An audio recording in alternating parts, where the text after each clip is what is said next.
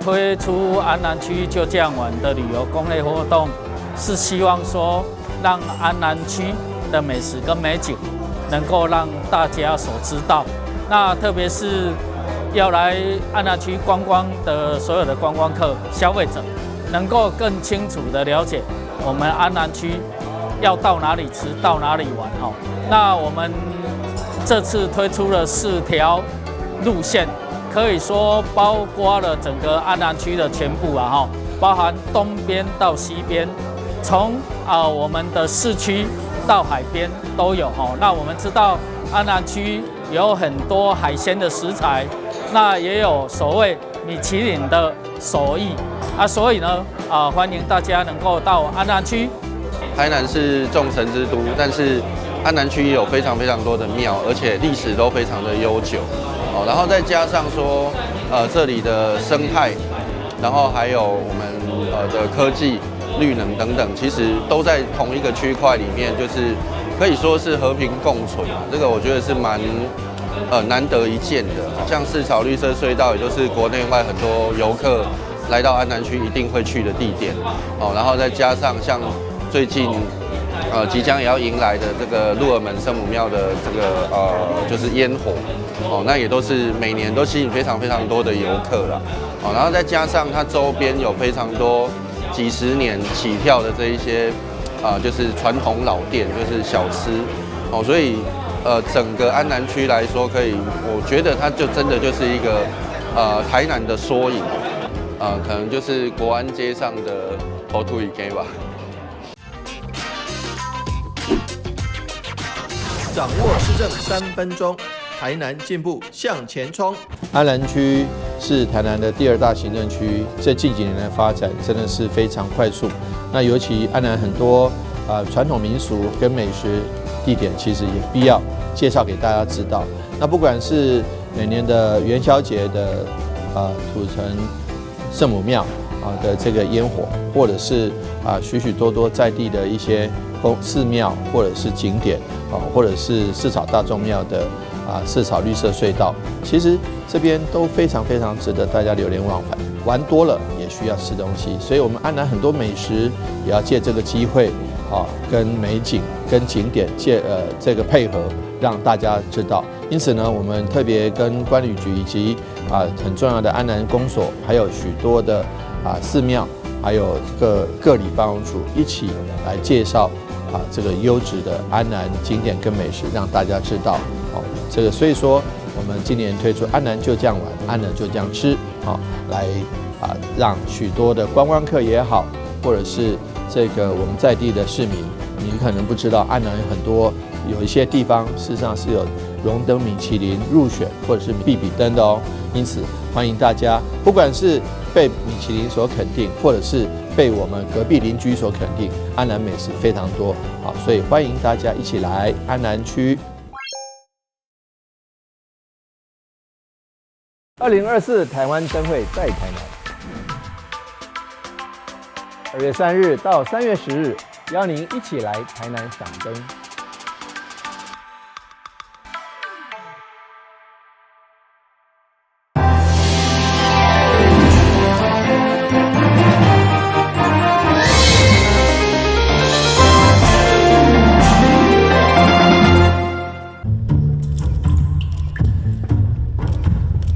昆山科技大学史上系以叙事府城作为毕业专题，将历史、艺术、勘人文融入学装设计当中，同时把发表会搬到安平的军南顶面。今年是台南的400年，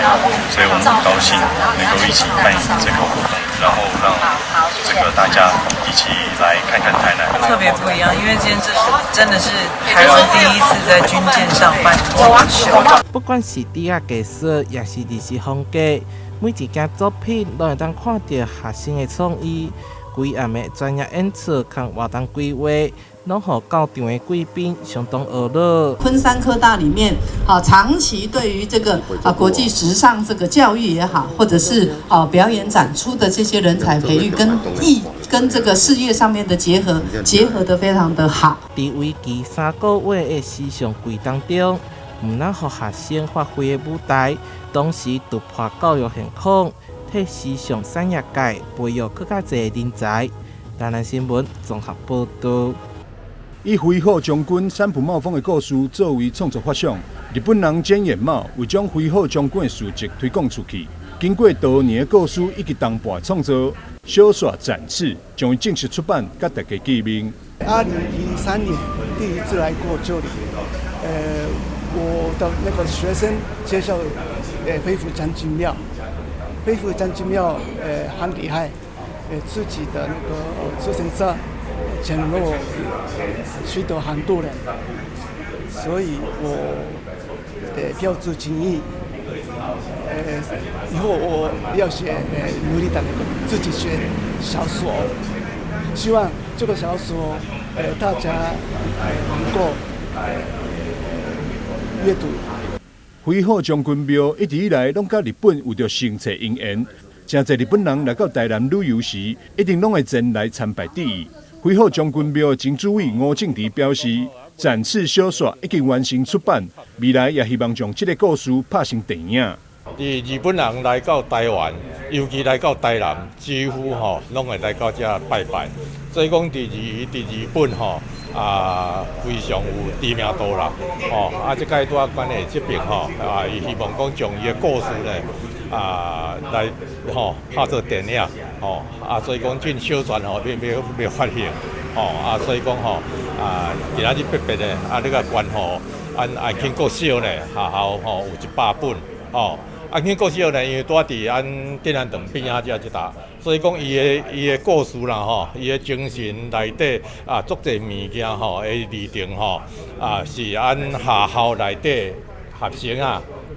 在做教材。展示的作者菅野茂除捐赠200本小说予庙方作为参拜信众的纪念品，嘛捐出100本予安庆国小作为教材，希望会当为小朋友拓展无同的视野。记者张世维采访报道。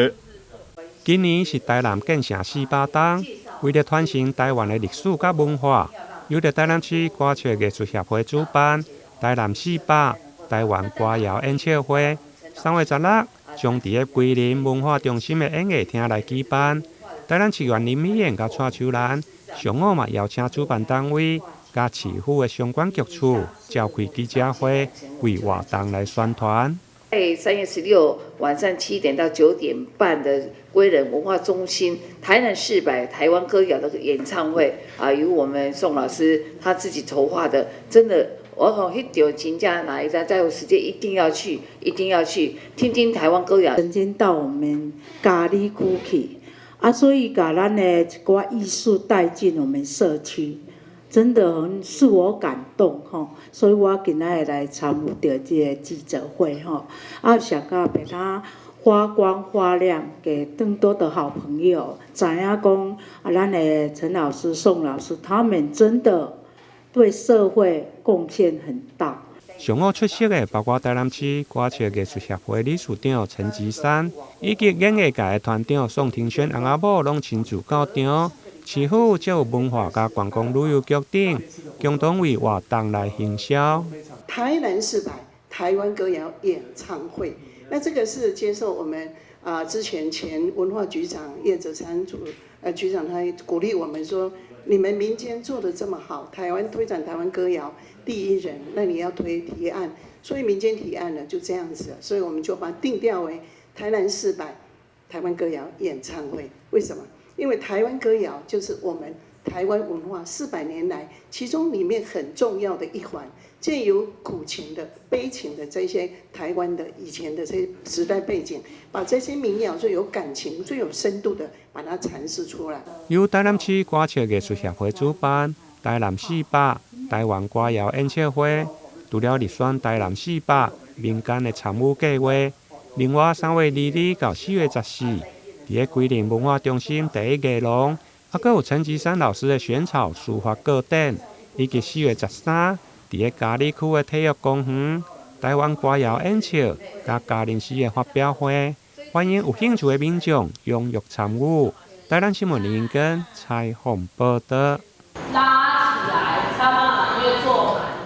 满。满岛新生代舞蹈团的舞者，当咧加紧脚步排演。为了就是要伫台湾灯会高铁顶区的演出，呈现出上完美的表现。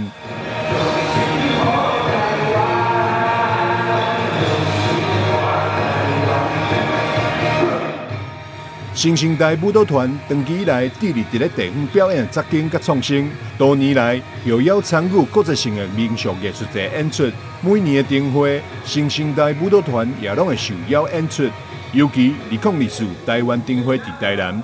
舞蹈团所有的人更是抱着欢喜的心情伫故乡表演。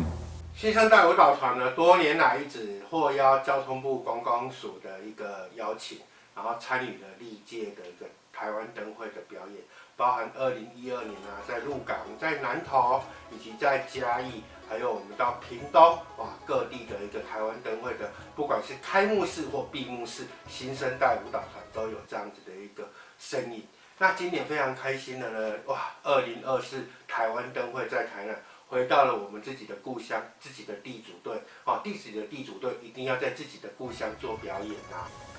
台南400宝岛礼站夜灯团响，舞迎太平的舞马演出，融合了百家将、跳古筝、十二步子、电影《三太子》等各式台湾传统夜灯表演，内容丰富精彩。将台湾特有的一种节庆庆典文化，就是什么庙会文化、顶桃文化、义政文化，我们把它融合成一个舞蹈，包含有我们的八家将啊，还有什么呢？我们的跳古镇，那还有闻名海外的这个电音三太子、宋江镇、老杯上、公海伯，哇，这都是即将失传的一种义政文化。还有我们的12婆姐镇，我们将这样子的一个义政文化，将台南特有的一种义政文化呢，我们把它融合起来。那也欢迎大家呢，各位好朋友呢，在3月5号的晚上8点到9点，在我们的台南主灯区我们的归仁灯区一起来观赏。3月5号暗时8点开始，新生代舞蹈团将伫咧高铁顶区再来整整1点钟的舞蹈演出。团长陈建良热情邀请各人朋友做伙来到现场，感受台湾特色文化表演。记者张秀维采访报道。粉红仔色的樱花真水，摕着手机拍卡翕相，无讲你唔知，这是台亚大厦。行入后门，就会当看到正手边有一排樱花树。樱花甲周边的树仔、草地形成特殊的风景。每年2月到3月都是民众跟学生一个打卡一个重要的一个景点那大业大学在位于国家三山风景区内所以在整个校园的那个绿色资源是很丰富的。学校采用带种的方式来种樱花，整个校园总计已经超过1000丛的樱花树，四界拢会当欣赏到美丽樱花。包含山樱花、八重樱、吉野樱等不同的品种。学校绿盎然，然后还有大片的樱花可以欣赏，然后很漂亮。在学校不用出国就可以看到很漂亮的樱花，然后也可以不用到这种赏樱景点去人挤人。想要欣赏樱花，唔免去人济所在，欢迎大家走访台亚大厦历史校园。欣赏樱花甲自然生态之美。记者台南中华综合报道。前牙反咬或者是错咬，是指下颚的门牙夹伫上颚的门牙头前，外观看起来有淡薄仔厚道。发生的原因有齿裂甲骨骼等真侪因素。如果无治疗，可能会造成咀嚼功能的受损，甚至外观甲心理的压力，影响到牙高等。因此，基于病院齿颚矫正科的医师刘廷伟建议，家长用个趁着儿童换喙齿的时，注意门牙是毋是有反咬，适时来评估甲矫正。会常见发生的病因呢，大概可以分成3种啊，像是单纯牙齿性的，可能是一些换牙的过程导致它萌发路径有错位。那或者是比较根本的，就是来自于它骨架发育上，上颌骨后缩啊、下颌骨前凸都有可能会导致前牙错咬。那第3种常见的原因呢，比如说小朋友喜欢有一些不良习癖，咬上嘴唇啊，或者是一些不好的学猩猩的动作，把下巴往前凸，那这几个情形呢，都有可能会导致前牙反咬的发生。一般来讲，其实在6到7岁开始换牙的时候呢，家长其实就可以注意看看他门牙长出来有没有一个前牙反咬的情形。那如果有的话呢，就可以尽早到牙科门诊或是齿颌矫正科评估，看看是不是可以做一些矫正的治疗。那矫正治疗的方式呢，就又会依据它到当时的严重度，会有不同的治疗方式。医师表示，早期的介入治疗，有时会用借由局部的矫正装置，亲像压舌板、斜面咬合板，或者是局部的传统矫正器等，降低治疗的复杂性。乳碗治疗进行全口的矫正，就必须要经过1-2天，才能成功来改正错咬。台南新闻林英根采访报道。担任指导老师的黄怀玲说，当时加入绘画班的很多都是早起运动时看到绘画班招生跑来问，所以大多是没有受过专业训练的素人，或是小时候画过，几10年没有再画画，怀疑自己还能画吗？其实他主要是培养大家喜欢画画的心，让艺术融入每一个学员的生活中。一开始来报名的时候，他们都会问说：啊，老师，我不要画图呢？还是说，我不会画啊？还是说我小学的时候画过，可是我现在已经70、80岁了，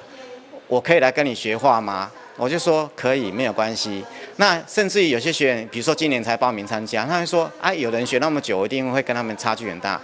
那我跟他说不会，因为我都会从头开始教，而且会让你们从喜欢画画这件事开始，而不是一直强调技巧啊，画出自己心中想画的。所以我们这次展览呢，就是大家就是把自己想要表现的、观察到了想要画的东西表现出来啊，所以不是用很强调性技巧这个部分，但是他们需要运用技巧去把他想表达的东西表现出来啊，这是我们这次展览的主要一个就是特色。这样，这次展出的内容很多都是学员的日常生活，像是年过80的林林子女士，就把校园内盛开的羊蹄甲花画到画纸上，看到大家这么喜欢，她也很开心。早起时来运动的时候，看到安尼足水安尼，我就想讲要画安尼，甲画安尼，画起来就真水。阮主任讲哦，我这画了真水，就来遮展览安尼，我就真欢喜安尼。阮这学我已经来足久我拢袂晓画，来遮主任讲别紧，你袂晓画吼，慢慢来画安尼吼。你就后摆就会晓安尼，我就真正画落就有兴趣安尼，就一直画落去安尼，足欢喜安尼。我已经80几岁安尼，来遮安尼吼，若较袂煮呆，带厝的煮呆啦，三伙安尼出来遮安尼，大家开讲三伙足欢喜的安尼。从事室内设计的吴小兰也是没有接触过绘画，因为带小孩来彰和妇幼上学，因而加入了绘画班。他这幅僧与童运用了水彩、蜡烛等多媒材创作，结合自己童年回忆以及小孩游戏的内容，展现对孩子的爱。然后这幅画的后面的山是我从小时候跟我一起成长的山，然后位在汐止的五指山。然后前面这个湖呢，也是我陪伴我成长3年，小屋子前面的湖。那画中的这个是我的孩子。对，那我们很喜欢假日的时候，在这个大自然的环境里面，愉快的享受大自然之美。所以我因为很喜欢看他们玩耍的样子，所以先把他们春夏秋冬都记录下来。有一天我突发奇想，觉得我一定要把他们画下，因为大自然跟孩子融在一起的美真的是你要看过，就会非常的感受这个生命的魅力。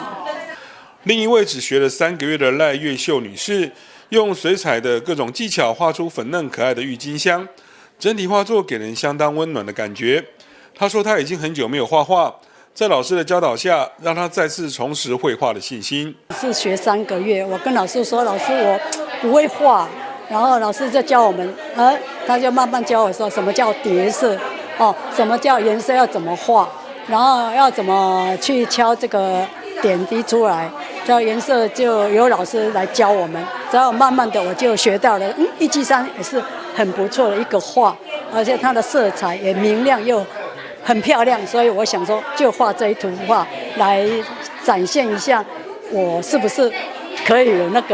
那个挑战，所以就来画，觉得说我的成品也是不错。老师说你这个可以展览，然后我说可以吗？我也是有点担心的，不好看啊。说可以啊，我觉得说好嘛，就来展览看看呢。